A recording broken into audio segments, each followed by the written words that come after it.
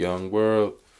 Y'all Negroes and non-Negroes can continue to believe in this bogus voting system if you want, but I'm still where I've been at for I don't know how many years now. If my channel was still up, my original channel, you would have seen the videos that I made throughout that entire process with Trump and Clinton, and how I said then they're both the same. It's all the same thing. I'm not voting for nobody. Um, it doesn't make a difference who you get. The fact that in 2000 and what was it, 16, that the only two choices that you had to vote for in this uh democratic Republican system, whatever the type of system they're calling it nowadays, you were stuck with Donald Trump and Hillary Clinton. Of all people, 300 million people in America, 2016 years at that point that this has been going. Those are the only two candidates you had to choose from. So if you believe that that's something that's a genuine process, then I don't know what to tell you, dumbass. You're on your own. You know what I mean? However, I respect other people's opinions and beliefs and thoughts about what they think things are in their mind. So if you want to go vote, then go vote. Do whatever you think. You know what I mean? Go whatever. But and Bernie Sanders was emerging in the last election, and people was like, "Oh, he's the savior. He's the one that's not like everybody else," and da da da da da da. See, for me, I used to be into politics 24/7. It was like a thing that I was into nonstop. I was like crazy with politics at one point years ago. I could tell you everything going on all the news media stations, all the people involved, Meet the Press, MSNBC, everything, CNN. Then I realized right before Obama came out is when I a while before Obama emerged, I was already into that. But right before Obama came out, for a split second, I almost got caught up into the process again and started thinking that it was real, because Obama made me feel like now they got a black man. Not even that it's about race, just about all of a sudden it seemed like there was some kind of equality taking place. So I started to believe in it for about 2 weeks. I got caught back up into it. Then I realized, hold up, this is a trick.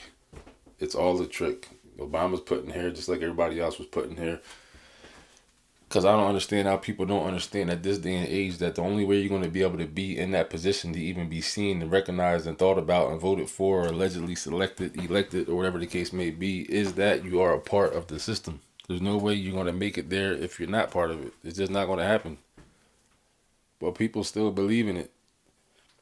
So anyway, going along the lines of the people that believe in it and we're pretending that this stuff is true and real and this voting process is a genuine thing that really elects a president or whatever you want to call it. We got Bernie Sanders back. The other day somebody asked Bernie Sanders about reparations and he was playing dumb like he didn't know what it was. So that was about 3-4 days ago, I think. So now he was on the Breakfast Club today and Charlemagne asked him again about reparations. And again, he doubles down with the fact that he don't support reparations. And even acting like he don't understand exactly what reparations are. What do you mean by reparations? Reparations meaning cutting a damn check to people that are descendants of slaves. There's no other way around figuring out what it is. There's no other way around the question, the answer. There's no other way around trying to figure it or work it into some other different type of process and political gain about other people and doing this. There is no other. You're going to cut the check or you're not. That's what reparations are about. The minute they start trying to talk about all this group and that group and how they'll do this, and that should let you know right there that it's bogus. Especially we're believing right now that the process is real and that they're actually talking about reparations. The minute they start talking about something else other than you cutting the check or not, yes or no, everything else besides that is BS. I never read a book on reparations, but if I understand correctly, reparations was basically 40 acres and a mule being given to every either black family or black person that's a descendant of a slave. One or the other. Something along those lines. And or money maybe was involved. I'm not sure. So don't quote me on it.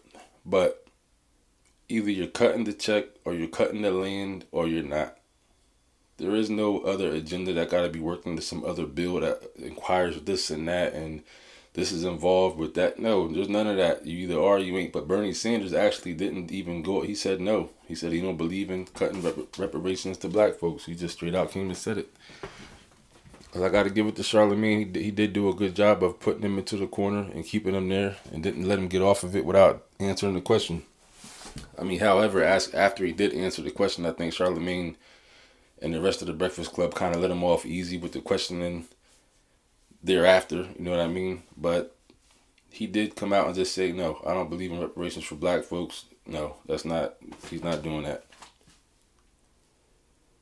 So if you're really serious about reparations, if you really believe in this whole, I'm gonna just say this too. My life hasn't changed one bit since Trump been in office. Didn't change one bit when Obama was in office. Didn't change by either one of them. Let me just say that my life was no different.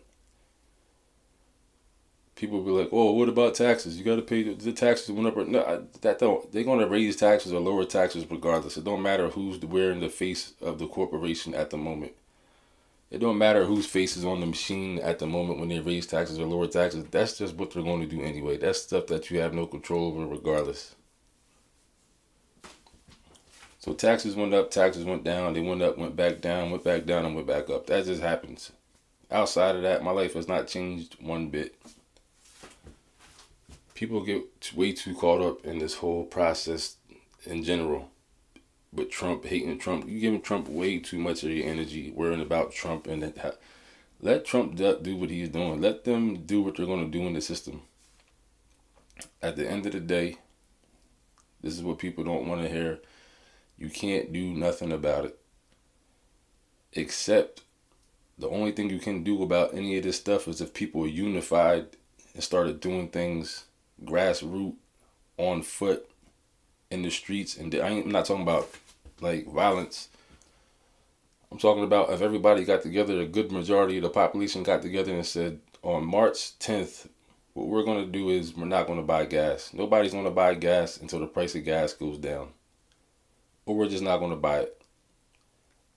Then the price of gas will go down. I guarantee you.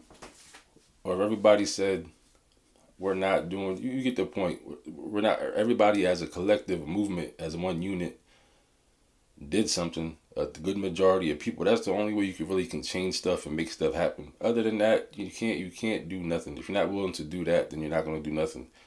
People aren't going to do that because they got every single device and every tool to keep people divided and not working together and people apart. So it's either way. It's just like, basically, moral to the story is you can get caught up in this if you want. That's on you.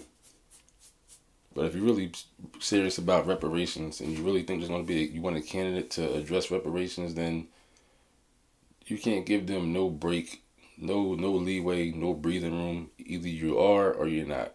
If you're not, then we're not voting for. I'm talking about people that believe in this whole system, voting and all that stuff. That's what it comes down to. And then you got people giving agendas and plans about what they want to do over the course of their presidency. And this, if they're not talking about doing one actual thing that's going to actually change something by signing a bill or a piece of paper, or at least trying to push it forward to make it happen in one course of action, then it's bogus. You don't want to hear about what you plan to do over time, because we already know if you're talking about something that's going to take time, your presidency only lasts for 4 years.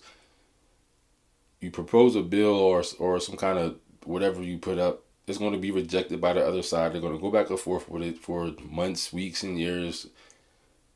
One side's going to be complaining why they can't do it. The other side's going to say, we can't do it because they're not accepting it. They're not signing off on the bill. And that goes on until you're not even president no more. So it never gets done.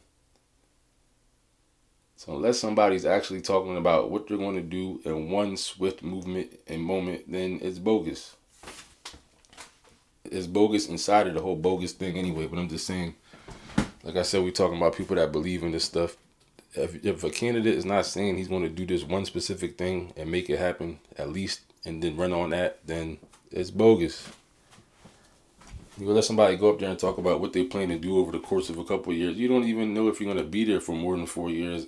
2 of those years you got to spend trying to campaign again, run into You know what I'm saying? Run again, party campaigning.